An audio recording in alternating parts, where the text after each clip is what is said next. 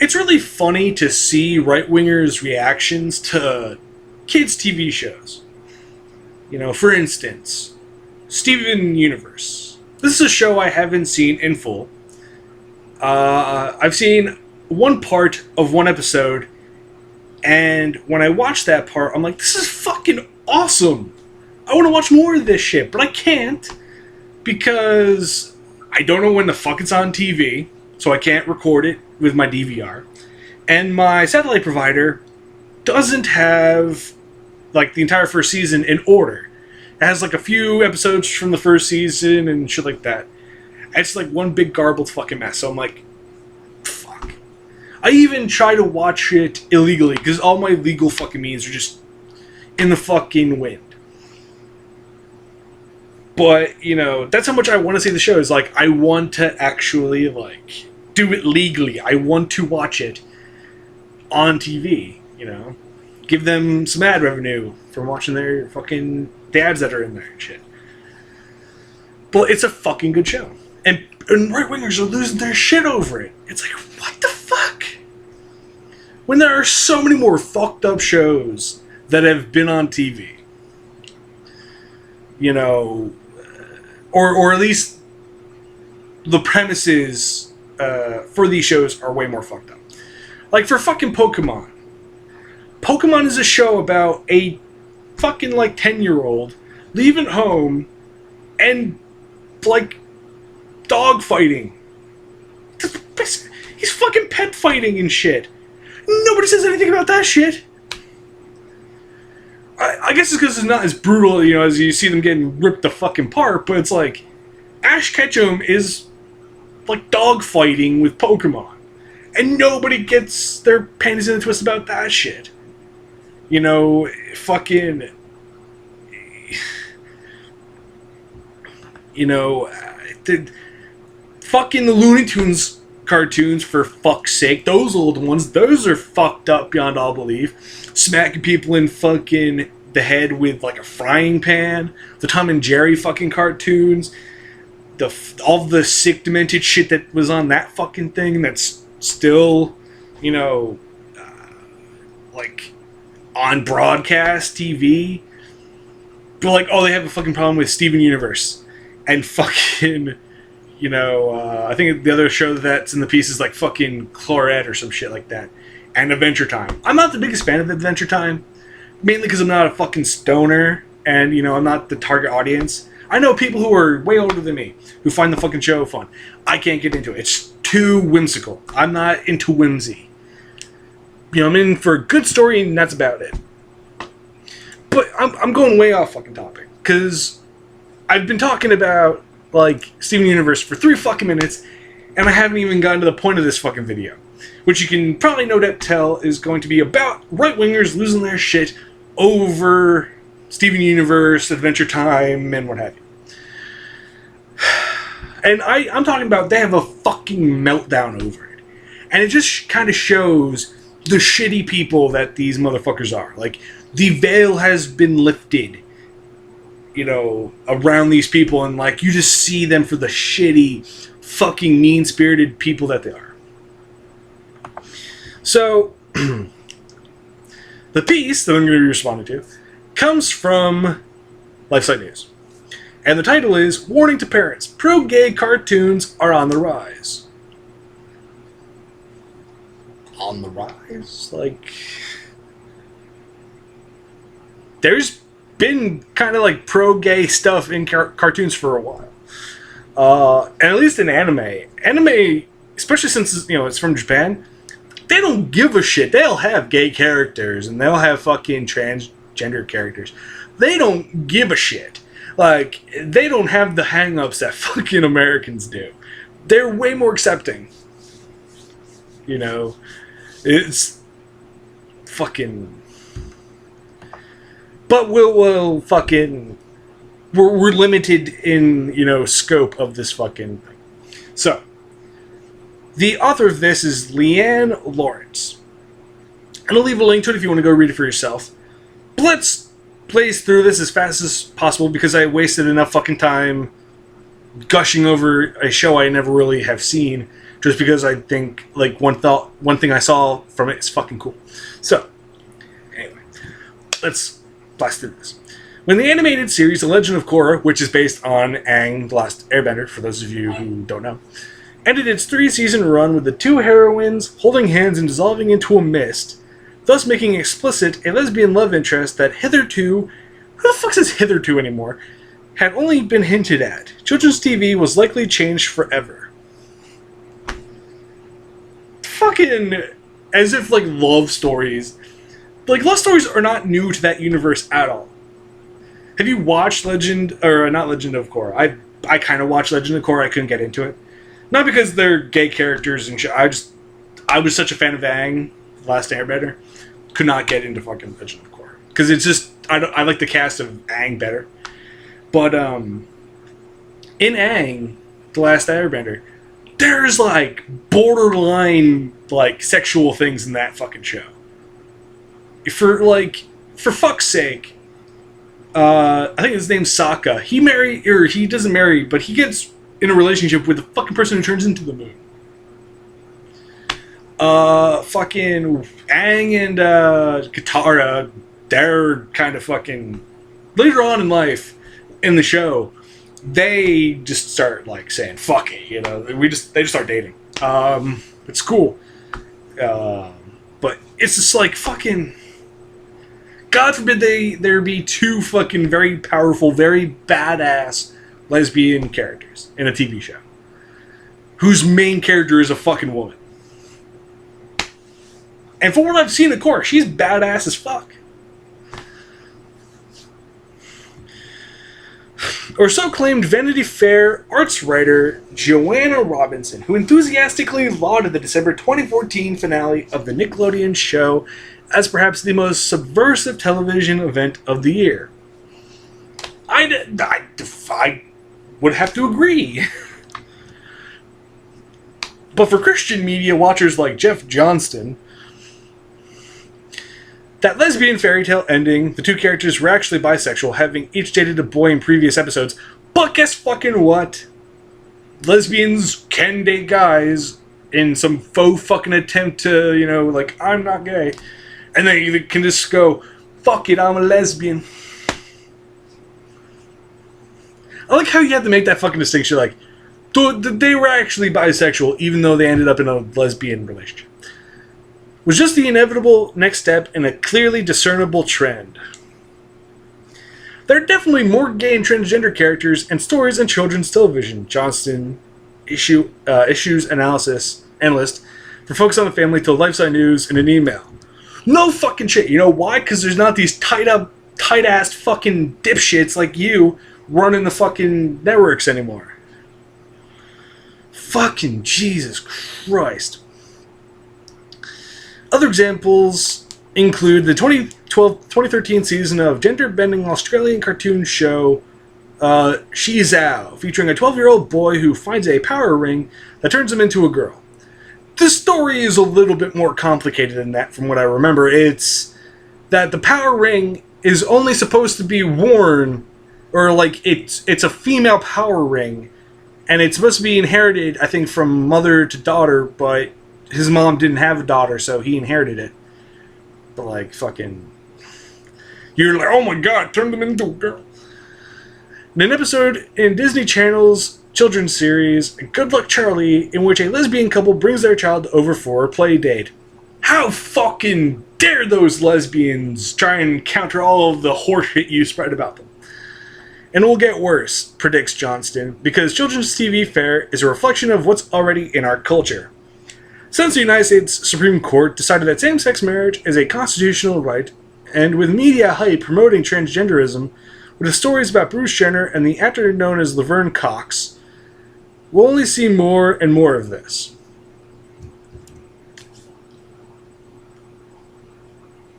She's Caitlyn Jenner, just for, you know, fucking future fucking reference, you dick fuck. Indeed, the cable and satellite television channel Cartoon Network is currently airing 3 animated series, Clarence, Adventure Time, and Steven Universe, that have strong genderqueer narratives or explicitly LGBTQ characters. And so fucking what? So fucking what? unfuck your panties from betwixt your ass cheeks and cool the fuck down. You know, God forbid we try and promote inclusion and not your narrow-minded, up-your-own-ass fucking view of the world. Fuck's sake. Debuting in 2014, Clarence features a main character with two moms, and while Cartoon Network reportedly mixed a kiss on this between a homosexual couple in an episode that October, it approved a version in which the men kiss on the cheek. Holy shit. Two men kissing on the cheek? How fucking dare they? So fucking... Clarence was created by Skylar Page, formerly a storyboard artist for Adventure Time, which began in 2010 and features bisexual character Marceline the Vampire Queen, or more accurately, voice artist Olivia Olson, outed her character at a Los Angeles book signing, telling fans that the show's creator, Pendleton Ward, told her that Marceline and Princess Bubblegum had once dated. How fucking dare a fucking... You guys are fucking self-destructing. Fuck's sake. Another former Adventure Time writer, Rebecca Sugar, created Steven Universe, which first aired in November 2013. Steven is half-boy, half-alien gem, and raised by 3 alien gem mothers, 2 of whom are romantically involved. Holy fucking shit.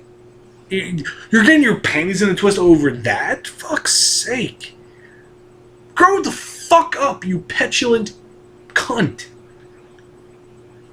A rave March 2015 post by May on the lesbian website Autostraddle declared the first season's finale one of the queerest episodes of a children's cartoon in the history of television. How fucking dare they?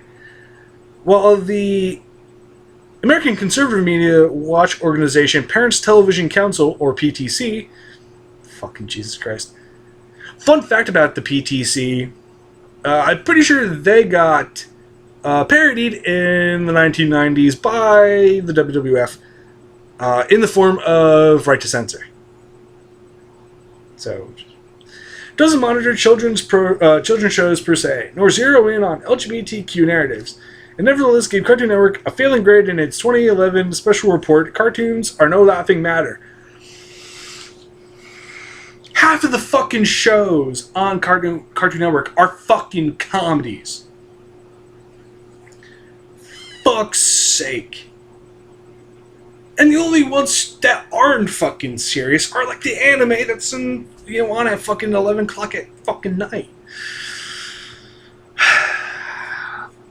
PTC found that Cartoon Network aired a number of animated series containing sexual references and depictions, bad language, and violence, and most egregiously failed 100% of the time to warn parents in advance of sexual content and coarse language. Disney Channel passed the study with flying colors. Well, considering that Disney Channel is generally a kids, it's a kids channel essentially, whereas Cartoon Network, its demographics are more than just children. You know, there are adults who watch Cartoon Network. I used to be one of them. I just don't watch it much anymore because I can't be bothered to watch Cartoon Network. I just watch a lot of anime on the internet. So, and that's what I used to watch. I used to watch the anime. Fucking. And if you're talking, I swear to God, if you're talking about like the anime, like that's where they failed with bad language and violence. They aired those shows so fucking late anyway. Any kid who's up past that time, way ahead of its fucking peers. Like that, if the kid's up that late, chances are the kid does not give a shit and just wants to watch the fucking cool shows. Fucking whatever. While watching cartoons might seem an innocent pastime, animation can pose an inherent risk for children and teens, the study noted. How fucking sad and miserable are you, motherfuckers? The study noted, compared with other genres, cartoons can potentially trivialize and bring humor to adult themes and contribute to an atmosphere in which children view these depictions as normative and acceptable. Fucking. The report warns the danger is exacerbated because children and teens are consuming more and more of their video entertainment outside the traditional confines of a television set. Netflix and Xbox 360 and Xbox One and PS3 and PS4. That is undoubtedly truer 4 years on, with ever-expanding, highly competitive, on-demand streaming networks such as Netflix and Amazon Instant Video dumping money into content for children, according to Greg Nichols of California Sunday Magazine. In an article pointedly titled Hook, Why Amazon and Netflix Want Your Kids, that's not alarmist and fucking fear-mongering. Nichols cited statistics that chart out the brave new media world children inhabit. A 2013 Common Sense Media study found 75% of American kids aged 8 and under have access to a smart mobile device, and the American Pediatric Association asserted the same year that the average 8-year-old spends 8 hours a day, 56 hours a week using electronic media such as laptops, tablets, and smartphones. Well, considering that they're ubiquitous, like,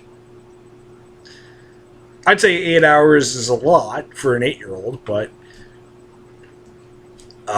you could totally just give them games that are, like, not edutainment, but just, that increases their intellect. And Nickelodeon pulled The Legend of Korra off television after the first season and ran the next two, including the coming out final scene online, as Vanity Fair's Robinson noted. Fucking pussies, Nickelodeon. Fucking pussies. You should have ran that shit on your network. And I think the justification they gave for actually taking it off TV was that low ratings. Which is bullshit, because I'm pretty sure a lot of people watched the fucking show, and I know a lot of people were pissed off when it was taken off TV. The burgeoning kids content on demand streaming market makes it more urgent that, as Johnston points out, parents monitor what their kids are exposed to. To what extreme? Someone who himself struggled as a young Christian man with same-sex attraction and sex addiction before experiencing healing, what the fuck ever that means, Johnston emphasized that television shows, books, and movies with sexually confusing messages introduce children to falsehoods and immorality, and they create confusion and insecurity. Children are not equipped to handle these adult themes. Nor are they really, prepared to handle the horseshit that is the Bible. But you guys seem to love forcing it down their fucking throat, don't you? Considering there's a lot of murder and fucked up shit in the Bible. In fact, even grown-ups should be wary of media exposure, notes Calgary-based family counselor Wayne Ottenbright. Let's just do a bit of a Google search on Mr. Ottenbright. Shall we?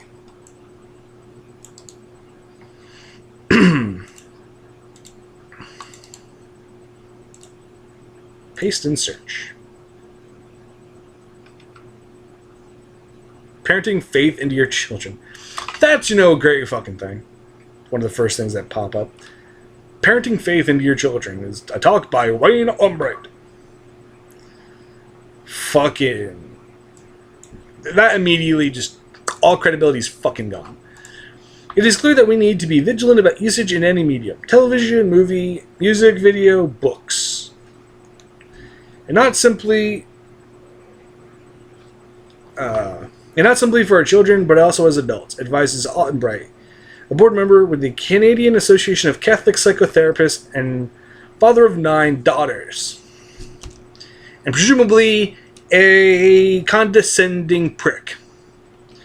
I recommend that anyone seeking to live an intentional life, a virtuous life, a healthy life, use media sparingly. Ottenbright told LifeSite News in an email. So he's basically arguing for the fucking Pennsylvania Dutch fucking living. Just cut yourself off from technology, just go to a fucking Amish settlement kind of shit. So fucking. He also tells parents to discuss messages with children and children with one another. And cited as an example of the latter that his daughter ran a movie club for friends where teens could discuss films in a supportive environment. Whatever in the fuck does that mean in a conservative Christian mindset? Keeping informed will take work, he conceded. For one, the blessings of the internet is access to good information. Ottenbright's suggestions are included below. But it seems most online sites focus on movies rather than television or on-demand streaming series. Johnston pointed to Focus on the Family's plugged-in website, which carries reviews of movies, TV shows, and books. Yes, because controlling what kids read, totally not what the fucking Nazis would have done. Even though you guys can constantly compare us to fucking Nazis. And you want to control what kids read. Just saying. Pretty sure burning books and telling kids what to read, kind of one of the things that the Nazis did. His organization also provides resources to help parents talk to their kids about transgender issues, homosexuality, and to help them deal with gender-confusing messages their kids may get at school. I read that is, fill their head full of horse shit and tell them that God loves them, but only if they do certain things. We don't want parents to be fearful and scared, he points out. We want them to be equipped and prepared to fill their kids' heads full of horse shit. That's good to know because Autostraddles May has predictions of her own. We're witnessing a magical new time in an all-ages entertainment, and we'll be reaping the benefits for years to come, she writes.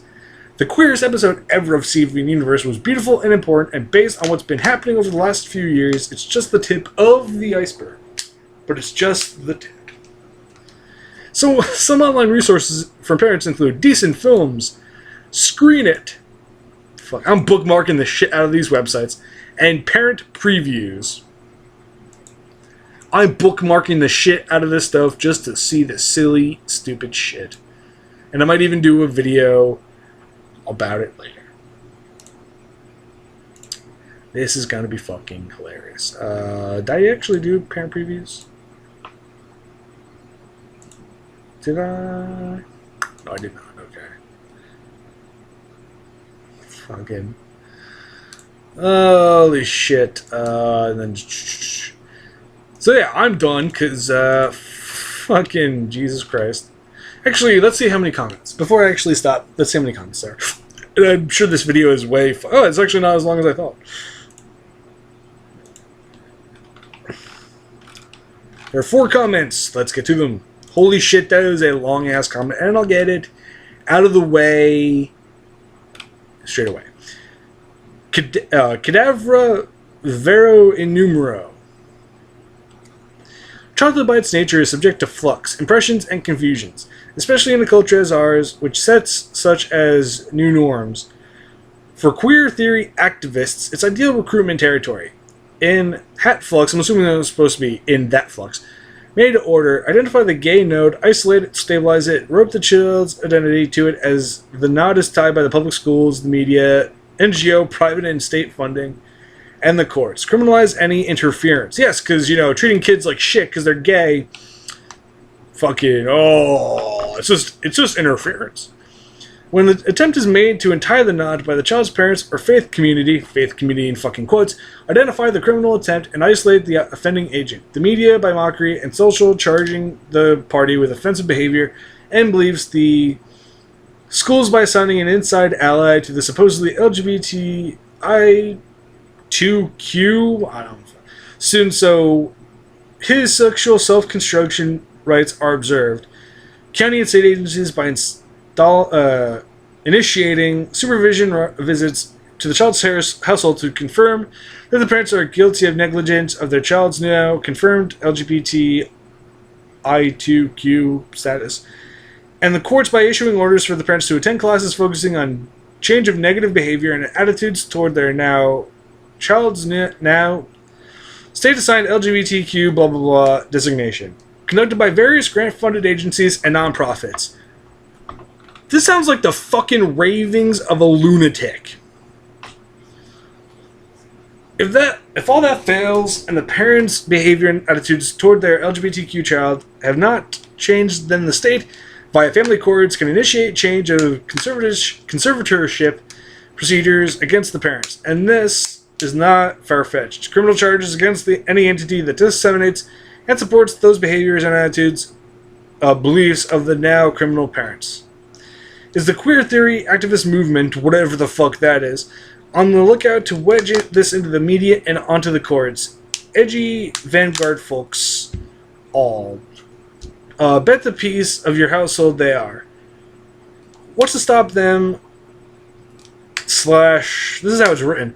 A mobilization of 1 million pitchforked fathers marching on Washington, D.C., every bishop of California to a man sitting down blocking the Golden Gate Bridge until Sacramento yields to natural law, if not to godliness. What's to stop them? The United States military?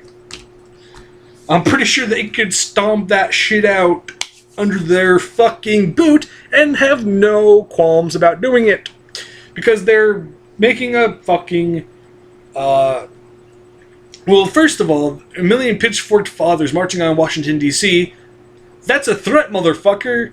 That's generally why people, when they march on a city, they don't carry anything so they don't fucking get shot. But if you're carrying a fucking pitchfork and you're marching to Washington, D.C., you could be perceived as a threat and executed with fucking no remorse. And in fact, if I was given the chance, I'd fucking do it, and I would relish it. Blocking the Golden Gate Bridge, that would actually really be a public hazard, because it would clog up the streets, it would cause fucking mayhem, and that'd be something criminal. It's either that or the totalitarian oneness of the state. You want the totalitarian oneness of fucking God, so get off my dick, sir. Fuck off. Aaliyah Atreides. I'm 16 and I've watched all of the above shows with the exception of Clarence. I'm not far into Steven Universe, so I haven't seen the episode mentioned in this article, and while I'm disappointed, it doesn't surprise me that Mr. Ward has confirmed Marceline as bi. In Steven Universe, it's Steven living with the Crystal Gems isn't really as it's portrayed in this article. The Crystal Gems are sort of like magical girl crime fighters.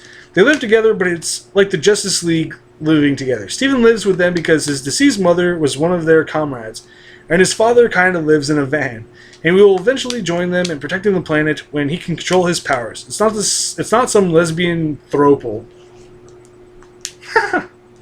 A fan of the show, telling you to go fuck yourself. Mikey O, or Mikey Zero. Adults have a lot of trouble with sexuality, obviously. How does anyone think a child will handle the issue any better? Because they don't have all of the societal constructs and horseshit that adults do. Because they're exposed to it at a younger age, ask any victim of a molester if being exposed to sex at an early age was beneficial in their psychosexual development. The answer is no. And there's a difference between being...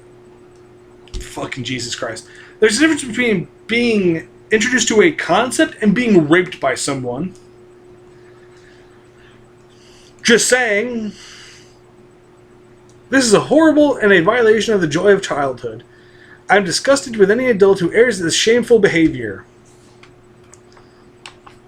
Jimmy says, I like Russia for banning this propaganda to kids. They're also run by a dictatorship. Jimmy, sir, you're missing the whole, Vladimir Putin kind of being a dictator, former KGB spook, and just being a general asshole to anybody who dissents from him. Everything you accuse the Obama administration of doing, all the shit you claim liberals do, Vladimir Putin is fucking done and is happy to do it again in the public fucking eye. So before you fucking start sucking Vladimir's dick, how about you fucking think of, look at what he does as a fucking whole, not just what some shit you like. I can't believe kids can't even watch TV without getting bombarded with immorality. One man's immorality is another person's fucking whatever. I don't fucking know. Yeah, so I'm fucking done. This is silly beyond all fucking recognition. Like, it's just so funny to see these fucking meltdowns happen. Anyway, peace out, guys. Have a wonderful day.